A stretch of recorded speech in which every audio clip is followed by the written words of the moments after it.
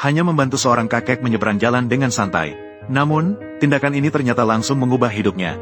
Nenek di sampingnya melihat itu. Dia mengulurkan tangan dan dengan misterius melambaikan di wajahnya. Di mata Magna, seketika muncul kilatan petir. Kemudian, itu menghilang. Senyuman mendalam nenek itu membuatnya bingung. Namun, dia tidak berpikir banyak dan kembali ke mobil. Namun, hal aneh pun terjadi. Adiknya memintanya untuk menutup jendela mobil. Dia dengan santai menariknya. Tanpa diduga, itu langsung merobek pegangan. Magna merasa bingung dengan kejadian ini. Kemudian dia merasakan bahwa hujan akan segera turun. Namun, ibu dan adiknya berpikir hari ini adalah hari yang cerah. Tidak mungkin itu akan terjadi. Tanpa diduga, sesaat kemudian, di luar, ternyata benar-benar turun hujan deras. Ini membuat ibunya sangat terkejut. Namun, hal aneh tidak berhenti di situ. Melihat sepeda temannya dirusak orang, Magna dengan mudah meluruskan roda sepeda itu dengan tangan kosong. Dan dia yang sudah memiliki rabun jauh 800 derajat sejak kecil, melepas kacamatanya namun menemukan seolah-olah ada cermin. Sepertinya ada perubahan besar yang terjadi padanya. Hari itu, pulang sekolah melihat ibunya sedang bekerja. Magna segera maju untuk membantu. Namun, tepat saat dia memegang palu, dia tiba-tiba terlihat sangat aneh. Seolah-olah tertarik oleh orang itu. Menggenggamnya erat-erat. Ibu bahkan dibuatnya terlihat tertekan. Keesokan harinya, dia dengan keras mencengkeram pinggang Xiaoyi. Keduanya pergi berpetualang ke Gletser. Dia yang tidak pernah berolahraga kini bisa melangkah cepat. Seolah-olah memiliki tenaga yang tak ada habisnya. Keduanya tiba di depan sebuah jembatan. Di atasnya terdapat tanda bahaya yang melarang masuk. Namun, mereka sama sekali tidak menghiraukannya dan langsung melangkah melewatinya. Saat itu, Magna tiba-tiba menerima pesan darurat dari adiknya, Loki. Ibu mengalami kecelakaan lalu lintas yang parah. Sayangnya, ponselnya kehabisan baterai. Magna yang khawatir melambaikan tangan kepada Xiaoyi. Dia segera berlari menuju ke bawah gunung. Sementara itu, Xiaoyi setelah tiba di puncak gunung. Untuk penelitian lingkungan, saat mengumpulkan air lelehan Gletser, dia secara tidak sengaja menemukan sebuah gua misterius.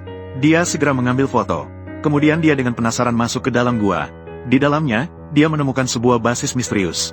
Papan tanda di pintu menunjukkan bahwa ini adalah wilayah perusahaan Yuto. Di dalamnya terdapat bahaya mematikan, dilarang masuk. Di sisi lain, Magna setelah kembali ke rumah, menemukan ibunya sedang memasang tirai. Dia baru menyadari bahwa ini adalah lelucon dari adiknya, yang ingin merusak kencannya dengan Xiaoyi. Jadi dia bersiap untuk mencari Xiaoyi lagi. Ketika dia tiba di kaki gunung, dia kebetulan melihat Xiaoyi yang sedang meluncur. Pemandangan ini memang sangat keren, tapi segera dia menunjukkan wajah cemas. Para layang lawan tampaknya kehilangan kendali, terbang diam-diam menuju kabel listrik bertegangan tinggi. Setelah kilatan listrik yang menyala, Xiaoyi jatuh ke bawah. Magna segera berlari ke arahnya setelah melihat itu. Namun ketika dia sampai di sana, lawan sudah berhenti bernapas. Dia sangat berduka. Saat itu, seorang pria parubaya mendekat. Pertama-tama memeriskan napas Xiaoyi, kemudian memberinya resusitasi jantung paru, sampai memastikan bahwa dia sudah tidak bisa diselamatkan. Dia baru menelepon nomor darurat. Pria yang melakukan semua itu kembali ke rumah. Ternyata dia adalah pemilik perusahaan di kota kecil, Wida, pemilik perusahaan Yito. Dan saat itu di luar langit, suara petir yang menggelegar terdengar. Magna berjalan pulang di tengah hujan deras. Sampai saat ini, dia masih belum menerima kepergian mendadak sahabatnya. Dia mengambil palu yang ada di sudut. Dengan kehilangan semangat, dia berjalan ke tengah jalan. Lalu dengan marah, dia melemparkannya ke langit. Langit seketika menjadi gelap dengan kilat dan guntur. Diiringi dengan suara teriakannya, seluruh kota menjadi gelap gulita. Tak lama kemudian, polisi segera mengumumkan berita kematian Xiaoyi.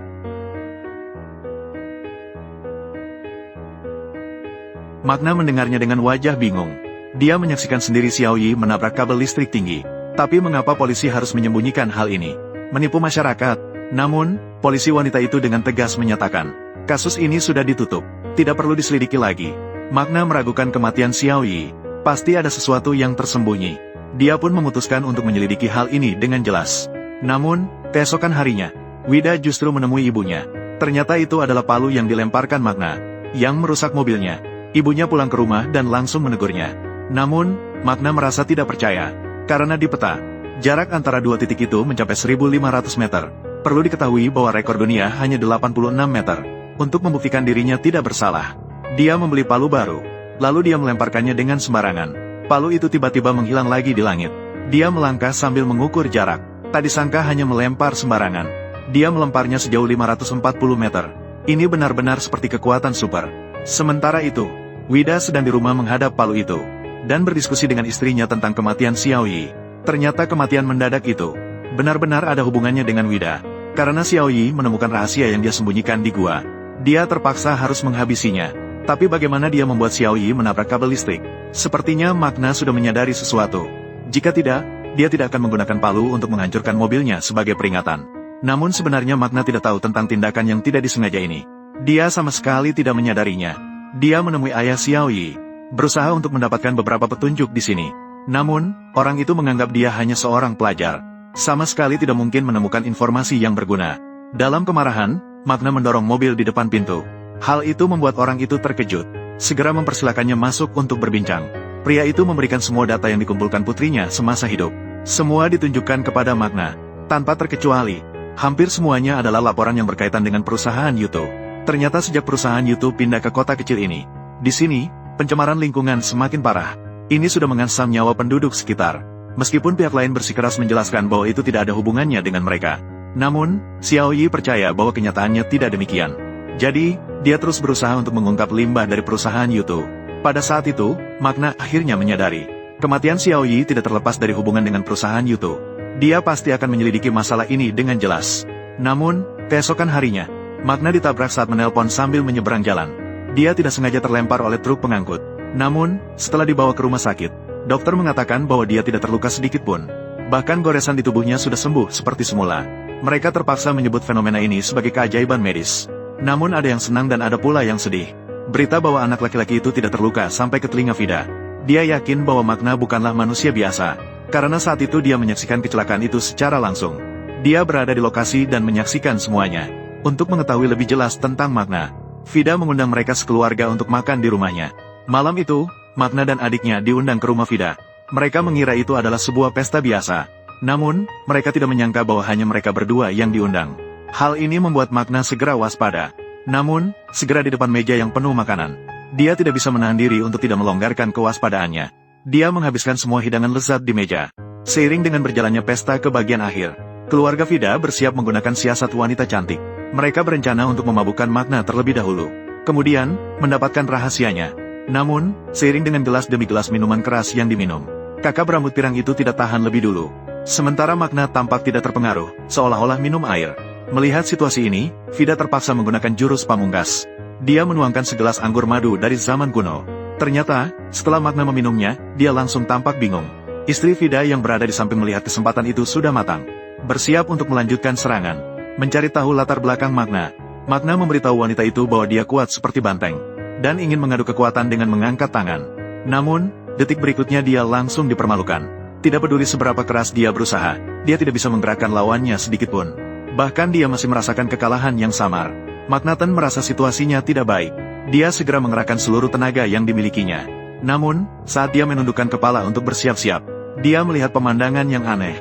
Magnaten yang bingung sedikit kebingungan. Di saat dia kehilangan fokus, wanita itu tiba-tiba mengerahkan tenaga. Dalam sekejap, dia memenangkan pertarungan. Magnaten yang masih terkejut pergi ke kamar mandi untuk menenangkan diri. Namun, ketika dia mengangkat kepalanya, hal yang lebih aneh terjadi. Dirinya di cermin ternyata berubah menjadi sosok yang berbeda. Anak laki-laki itu dengan sembarangan memukul sebuah pohon besar.